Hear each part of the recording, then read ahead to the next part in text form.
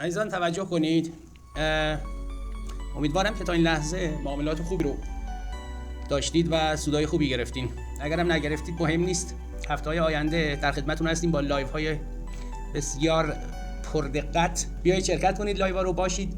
پراپ دارید، نمیدونم حساب ریل دارید، دمو دارید، هر چی دارید بیایید، ما در خدمتتون هستیم، با هم گرید میزنیم.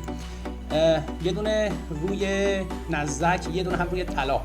دو تا ورود داشتم که البته من اینا رو ست کردم، خودش فعال شده و الانم که ترید در جریان هستش. من اینو ببرم تایم پایینتر ببینم چه اتفاقی در برش میفته.